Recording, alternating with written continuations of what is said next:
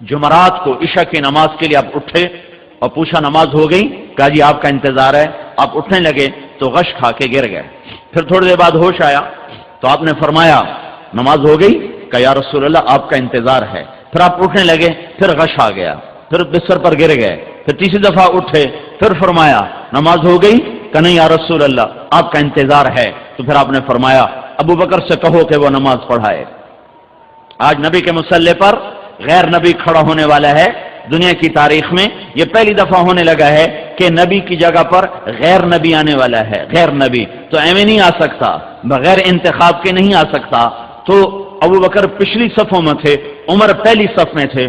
تو لوگوں نے یہ سمجھا کہ نماز پڑھانی ہے، انہوں نے عمر رضی اللہ عنہ کو مصلی پہ کھڑا کر دیا.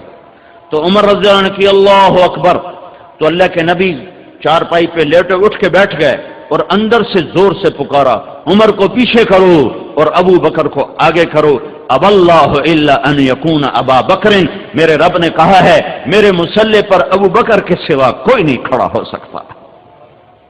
اب اللہ الا ان یکون ابا بکر، میرے مصلی پر ابو بکر کے سوا کوئی نہیں کھڑا ہو سکتا.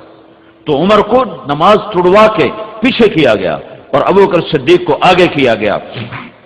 تو ابو بکر رضی اللہ تعالیٰ عنہ نے عشاء کی نماز پڑھائی اور جمعے کی 5 نمازیں پڑھائیں اور ہفتے کی 5 نمازیں پڑھائیں اور اتوار کی 5 نمازیں پڑھائیں 15 اور پیر کی فجر پڑھائی 16 اور جمعرات کی عشاء 17. ہفتے کے روز آپ ظہر کی نماز پر حضرت علی اور عباس کے کندھے پر ہاتھ رکھ کر مسجد میں تشریف لائے. ابو بکر ایسے نماز پڑھا رہے ہیں، ادھر سے اللہ کے نبی کی آمد محسوس ہو گئی کہ آ رہے ہیں. تو ابو بکر یوں پیچھے ہٹنے لگے کہ اللہ کے نبی پڑھائیں اور میں پیچھے ہو جاؤں. تو آپ نے ہاتھ کا اشارہ کیا کہ کھڑے رہو. تو ابو بکر کھڑے ہو رہے تو اللہ کے نبی آئے اور الٹی طرف ابو بکر کے یہاں ساتھ بیٹھ کر آپ نے ابو بکر کے پیچھے زور کی نماز پڑھائی اور یہ عملی طور پر اعلان کیا کہ میرے بعد میرا نائب ابو بکر ہے. آپ نے واضح کیوں نہیں کہا کہ میرے بعد ابو بکر ہے؟ تو ایک حدیث میں آتا ہے صحابہ نے کہا یا رسول اللہ آپ اپنا نائب تو مقرر فرمائیں. تو آپ نے فرمایا اگر میں زبان سے مقرر کر دوں اور تم اس کی نافرمانی کرو تو تم پہ اللہ کا عذاب آئے گا. لہذا میں یوں نامزد نہیں کرتا، اللہ خود اسے نامزد کر لے گا جس کے لیے وہ طے کر چکا ہے. تو نمازوں کے ذریعے سے اشارہ ہو گیا کہ میرے بعد ابو بکر ہے. 12 ربیع الاول آ گئی، پیر کی صبح 7 جون 633 عیسوی 11 ہجری.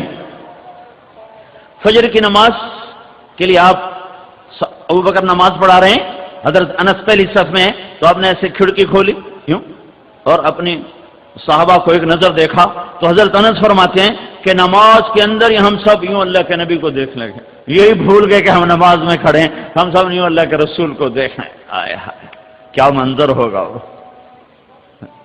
نظروں سے نظریں چار ہوئیں اور آپ نے پردہ گرا دیا. یہ آخری جھلک تھی امت کے لیے اور پھر آگے کی روانگی ہو گئی.